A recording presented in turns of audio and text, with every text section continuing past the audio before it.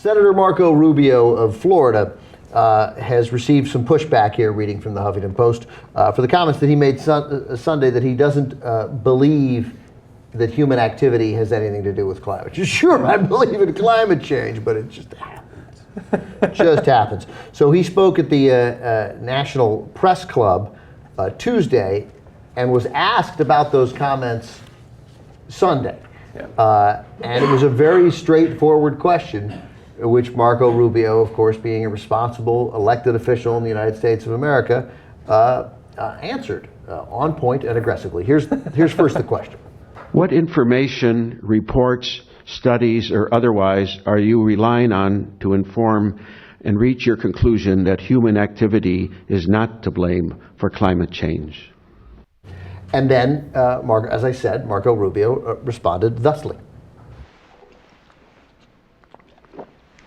It's a good dodge there. Yeah, it's so no, it turns out he did respond, but it was really the verbal form of drinking a glass of water. Here's his actual response. I mean, headlines notwithstanding, I've never disputed that the climate is changing, and I pointed out that climate, to some extent, is always changing. It's never static. That's not the question before me as a policymaker. The question before me as a policymaker is if we ban all coal in the U.S., if we ban all carbon emissions in the United States, will it change the dramatic changes in climate and these dramatic weather impacts that we're now reading about? And anyone who says that we will is not being truthful. But for people to go out and say, if you pass this bill that I am proposing, this will somehow lead us to have less tornadoes and less hurricanes, that's just not an accurate statement. And that's what I take issue with. Not accurate because it's fewer tornadoes and fewer hurricanes. Exactly. And so as I was listening to that, I was like trying to come up with sort of a ridiculous example of the same sort of thing for a different issue. And I was thinking, like, what if he was like, I'm not disputing that murders are happening. I just don't know if humans are involved. And I think that if we were to regulate guns to try to stop human-related murder, and then I thought, oh wait, that's exactly what they say about gun regulation. And so they're consistent at the very least. And look, when you consider the corporate interests that play a role in climate change denial, it just makes you realize how ridiculous and frustrating this whole situation is, because here you have the UN releasing reports indicating that man-made climate change is happening, and the results or the ramifications of that are accelerating. Like, you're seeing more and more extreme weather. We just did a report about what's happening in the ice sheets, or to the ice sheets in the Antarctic. That's the West Antarctic ice sheet is melting in an unstoppable way. That was a NASA report earlier in the week. And it's gotten so bad that climate scientists are saying, look, we've already caused the damage. It's not reversible. At this point... Well, then he's actually right. Well, then he's right. Well, he is right to some extent, but does that mean that we just continue doing what we're doing to the environment and have the catastrophic results continue? And of course, to be clear, what the scientists are saying, much of the damage done is not reversible. If we don't reverse something, there will be more damage done. Yeah, exactly. Like, if we don't change course, there will be more damage done. We can't undo some of what we've done, but in 20 years, it'll be a lot worse unless we change our ways. The sea level is expected to rise by 10 feet over the next few centuries. And I think a lot of people hear that and they think, oh, I'm going to be gone. It's not going to matter. It's going to matter. You're probably going to have relatives living at that time that are going to have to deal with the disastrous consequences of what you did to the environment. I'm 5'9". The water's going to be 4 feet over my head. That's what that means, right? Deal with That's it now. exactly what it means. Right. Yeah. Unavoidable dunking, which would be worse if he was so disinterested in the truth that he actually had not looked at any papers, had no idea about whether or not we could fix it, and he's so disinterested that he's willing to gamble the lives and health of his descendants because of that. Or if he does know and he just cares more about the short-term incremental improvements in the profits of a few coal companies. Bingo. That's exactly right. Either way, it's absolutely horrendous. Because there is a consensus at this point. It's not like you have, 50% of scientists say no, it's not man-made. And then the other 50% says yes, it is. No, there is a consensus. And they refuse to acknowledge it because of corporate interests and how they play a role. And by the way, what I just said right now about the sea level rising in the next few centuries, yes, that's catastrophic. But it's not like in the next few centuries, all of a sudden, whoa, look, the sea level just rose randomly. No, overnight.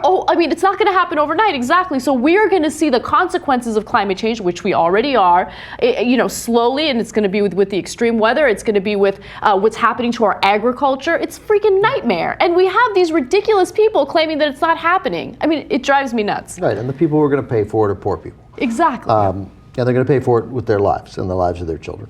A couple things before we get to the next clip of how Marco Rubio chooses to answer this sort of question by asking a more difficult question.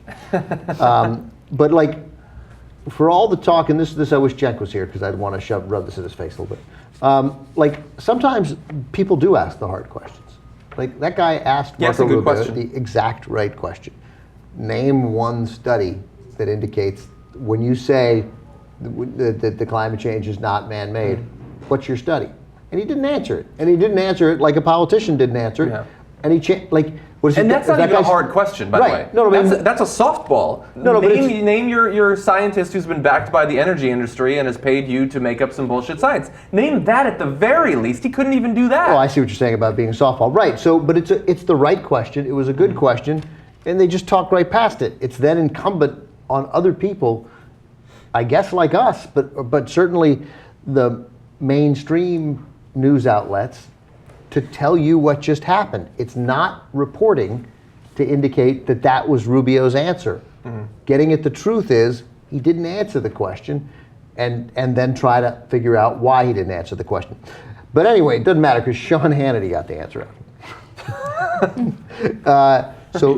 He went on after all this on Wednesday afternoon. Here's what I always get a kick out of, and it shows you the hypocrisy. All these people always wag their finger at me about science and settled science. Let me give you a bit of settled science that they'll never admit to. Science is settled. It's not even a consensus. It is a unanimity that human life begins at conception. So I hope the next time that someone wags their finger about science, they'll ask one of these leaders on the left, do you agree with a consensus of scientists that say that human life begins at conception? I'd like to see someone ask that question. It's never asked, and that's not even a debatable thing. We can actually see that happening. I mean, that is a proven fact, and yet that's a scientific consensus they conveniently choose to ignore. Boy, really well said. Yeah, really well said. Nailed it. He's right about that. In fact, the second a woman gets pregnant, the second that sperm fertilizes that egg, you could actually take it out of the woman's body and just place it on a table, and it'll survive. It'll cry, and it'll ask to eat. It's a human life. Yeah. Okay, there's a consensus. Yeah. It's totally viable outside the womb. It's just a lie to say that there's consensus on that. There isn't, but I have a feeling in the end he will have done as much research into the philosophical and biological, I guess, precedents to figuring out when it is as he did with climate change. So when you fertilize an egg, sometimes later on it splits into two, and two children come from it. So was one life there? Did one life come afterward? Was it a double life that then split? Sometimes you can fertilize multiple eggs and they'll combine afterward into what's called a chimera.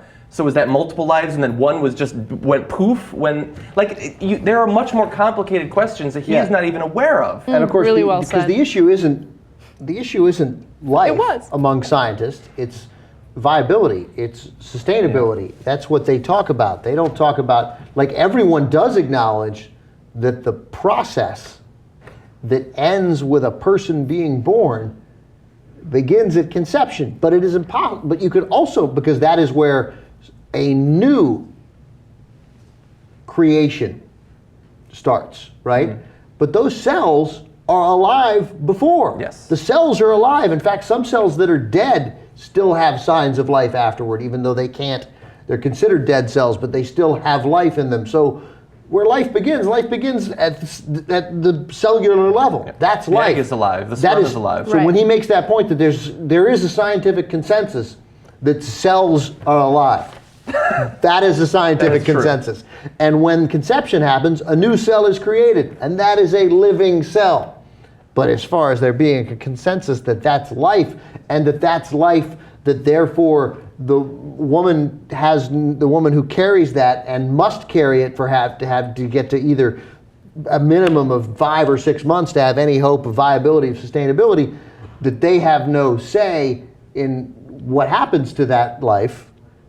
There is absolutely no consensus. I don't even think he's genuine or sincere no, he's not. And I'm giving him too much credit for it. Yeah, You're right. you are. I don't think he's actually really thought about this. I think that he's pandering to right-wing voters in his area, and that's all that he really gives a crap about. He cares about the corporate interests behind denying climate change, and so he's trying to distract from the real issue here by bringing up another non-issue, which is, whether or not scientists agree that life begins at the moment of conception. Yeah. Why don't you go back to what the real issue is, and that real issue is what we're doing to the environment through coal and oil and all that other stuff. So that's how I would respond to him, not with, oh, that was a really good, well-spoken, whatever the hell Hannity said there. If this has proven one thing, I think it is that Marco Rubio is not a particularly skilled politician, because it's not 2005, okay, with your references to abortion. In 2014, the correct answer was, why don't they accept the consensus that the government is lying about what happened at Benghazi? That's right. You fail, Marco Rubio.